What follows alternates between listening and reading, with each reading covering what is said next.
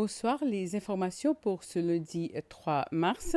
La police a enregistré un troisième accident mortel pour l'année en cours. Cet accident est survenu hier soir à Barbaron. La victime est un jeune homme de 28 ans de Takamaka. Le président Waverly Ramkalawan a adressé un message à l'occasion de la Journée internationale contre l'obésité qui sera célébrée demain le 4 mars. D'après un communiqué de la présidence, depuis le lancement de la campagne nationale visant à réduire l'obésité de 2% par an d'ici 2030, une prise de conscience importante s'est développée aux Seychelles. Le président encourage la population à poursuivre cette dynamique en pratiquant davantage d'activités physiques. Enfin, il réaffirme l'engagement du gouvernement à soutenir toutes les actions visant à lutter contre l'obésité afin d'améliorer la santé et la productivité de la nation. Le département de l'immigration et de l'état civil a lancé un nouveau programme permettant aux citoyens de renouveler ou modifier leur carte d'identité nationale directement dans leur district. Cette initiative vise à rapprocher ce service essentiel des habitants et à désengorger les files d'attente au bureau central de l'immigration.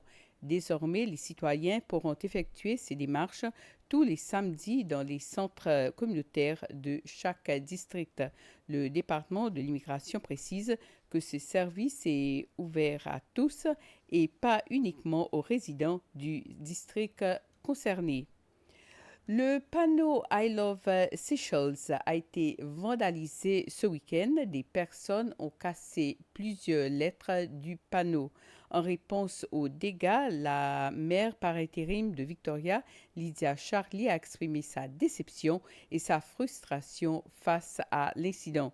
Le panneau I Love Seychelles est un élément emblématique de la ville où les gens, en particulier les touristes, aiment prendre des photos. Madame Charlie a dit que son bureau intensifie ses efforts pour réparer rapidement les dégâts.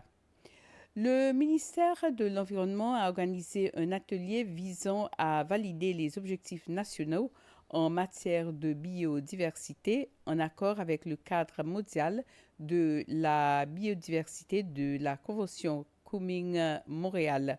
L'atelier a réuni plusieurs partenaires clés afin de discuter des projets à mettre en œuvre au niveau national pour limiter la destruction de la biodiversité et renforcer les actions de conservation. Le programme des Nations Unies pour le développement apporte son soutien financier aux Seychelles pour l'élaboration d'un plan stratégique de la biodiversité essentiel à la préservation des écosystèmes du pays. L'un des objectifs majeurs de ce plan vise d'ici 2040 à protéger au moins 30% des zones côtières et marines essentielles à la biodiversité et aux écosystèmes. Ce projet s'inscrit dans le cadre de la stratégie nationale pour la biodiversité qui sera soumise à la Convention Kunming-Montréal. Lors des discussions, plusieurs intervenants ont souligné la nécessité d'actualiser les stratégies de financement pour atteindre ces objectifs. L'accent a été mis sur la recherche de nouveaux fonds ainsi que sur la révision des plans de financement existants afin d'assurer une mise en œuvre efficace des projets de conservation.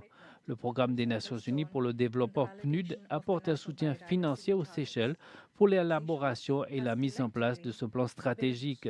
Le ministre de l'Environnement, Flavien Joubert, a réaffirmé l'engagement du gouvernement à travailler avec tous les acteurs concernés pour assurer une gestion durable de la biodiversité du pays.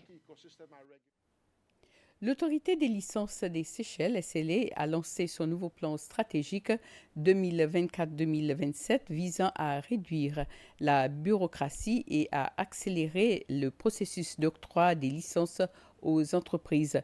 Des procédures plus rapides et accessibles, il a été officiellement lancé lors d'une cérémonie à l'auditorium Docklands vendredi.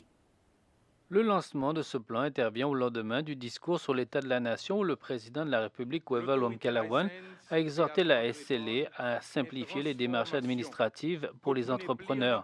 Ce projet, soutenu par la ministre de l'Investissement, de l'Entrepreneuriat et de l'Industrie, Devi Kabidot, permettra désormais aux entreprises de choisir entre se rendre au bureau de la SLA ou effectuer leurs démarches en ligne. L'objectif est d'accélérer les procédures pour favoriser un environnement des affaires plus fluide. La ministre Vidot a cependant insisté sur la responsabilité des entreprises à se conformer aux normes en vigueur. Elle a souligné que cette réforme administrative vise avant tout à améliorer l'expérience des entrepreneurs en réduisant les lourdeurs administratives. Selon Ronnie Anta, directeur général de la SLA, il aura fallu près d'un an pour mettre en place ces réformes, un travail qui aura mobilisé tout le personnel de l'autorité des licences. L'autorité a collaboré avec une quarantaine de partenaires impliqués dans le processus d'octroi des licences qui se sont montrés très réceptifs à ces modernisations. Ce plan stratégique marque ainsi une étape clé vers une administration plus efficace et tournée vers le numérique. C'était le flash des informations. Merci de l'avoir suivi. Passez une soirée agréable.